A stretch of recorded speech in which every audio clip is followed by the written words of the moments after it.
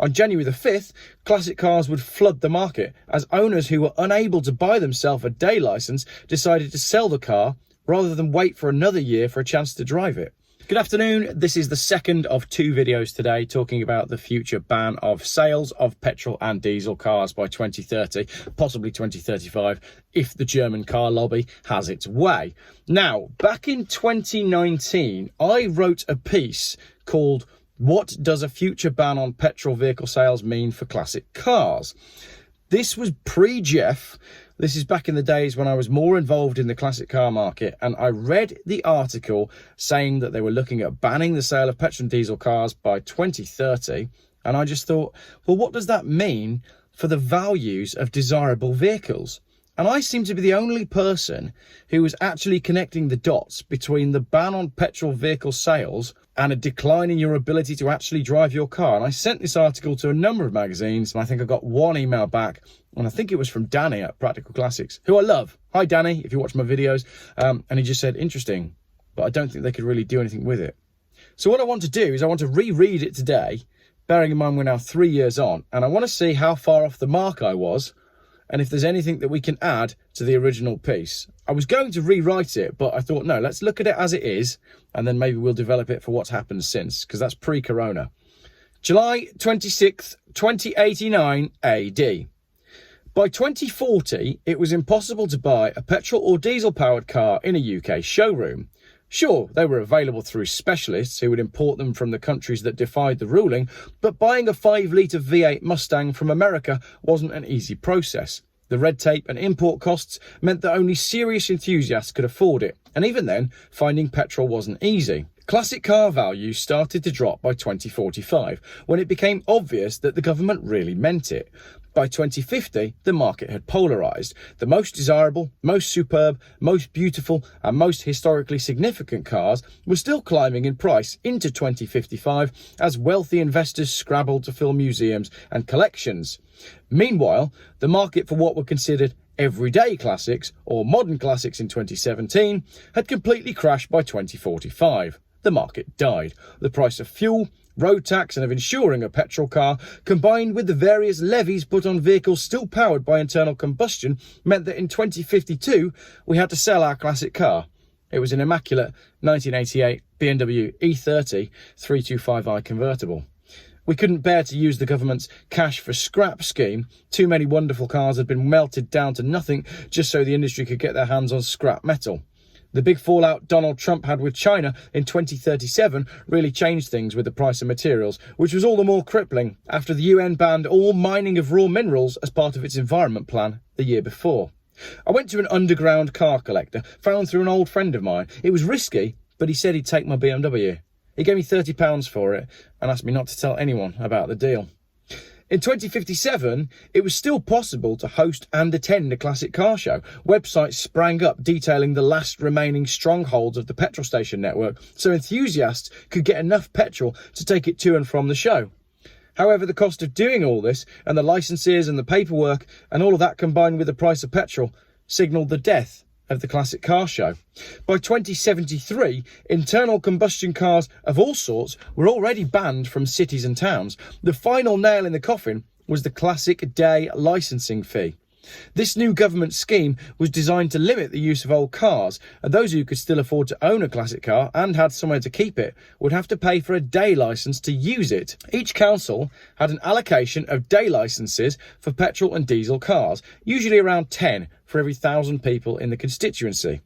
The office would open at 9 AM on January the 4th each year, and by 10 AM every day licence for the year was sold.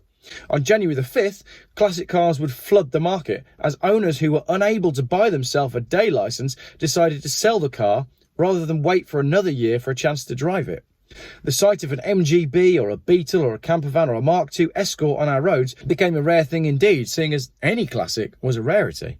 Owners would wait until the most perfect day of summer to use their day licence, and with our post-2050 climate, this was really only on 3 days of the year.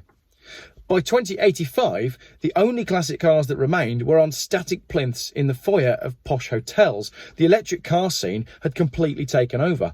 Classic car magazines struggled on and were granted special licenses to go out and drive classic cars for the purposes of content and photo shoots, but by 2060, even those licenses were revoked. Without rolling photography, the magazines were forced to transport classic cars on electric trucks to shooting locations, which worked for a while, but eventually the circulation dried up as the interest in classic cars waned. The biggest problem for the classic car industry was the youth. They simply hadn't been brought up to own and drive cars. The generation born after 2050 would never understand the concept of the driving licence, the thrill of passing a test and having the whole country available to you. This latest generation saw cars as a commodity, a necessity to get you from one place to another. The concept of the road trip was an alien idea to these youngsters. If you wanted to go somewhere, you clicked a button on your smartphone and a pod arrived outside. It'd pick up your friends, drop you at your destination and charge it to your phone. No driver, no steering wheel, no problem. The very last classic car auction took place in 2075. The auction hall was absolutely packed as more than 300 immaculate classic cars were sold, but despite 6,000 people attending, all 300 cars were bought by just 4 collectors. Prices were exorbitant, even though it was unlikely that any of those cars would ever be driven again. The only bidders in the hall were the type who could spend $100 million at auction like a normal person buys a pint in the pub. Seeing a decommissioned Lamborghini Countach 25th anniversary, knowing the V12 would never fire again, was sort of eerily tragic. Now, here in 2089, the landscape has changed. The roads are quiet as autonomous cars know exactly how to navigate them effectively. The monorail, electric bus and roadways are busy, but the open roads are dead. Country lanes are overgrown and motorways are down to 2 usable lanes thanks to nature reclaiming the landscape. Not that you can get out and enjoy the nature, the pods are auto-locking above 15 miles per hour. There are rumours that people are still making petrol, that underground cultures are still out there, driving late at night in the wilds, but these may just be rumours. I'm in my 80s now, and on quiet evenings I like to sit back in my favourite chair and close my eyes and cast my mind back to a long time ago, back to those days of driving a BMW with 6 cylinders with a roof off and my foot to the floor with the engine screaming and a big wide landscape opening up in front of me. So as I said, 3 years ago that was written, pre-corona, and looking back at that now, there's still an element of freedom within that from just 3 years ago. If I was to rewrite that today, the concept of going where you want, when you want, is going out of the window fast. And I also think it looks like I got my dates wrong quite significantly. I think everything that I've written about there will come to pass, but I think it'll be worse, and I think it'll be sooner. And I don't understand why the classic car industry isn't realising that there aren't going to be any buyers in future if things carry on the way they are. Thanks very much for watching. And if you're wondering what's on the back shelf, is a Swede. I got a big Swede and a genuine Picasso. If anyone would like to buy my genuine Picasso, this is a 100% genuine Picasso, priced at just £3 million. And I think you'll agree with me when I say that's a bargain.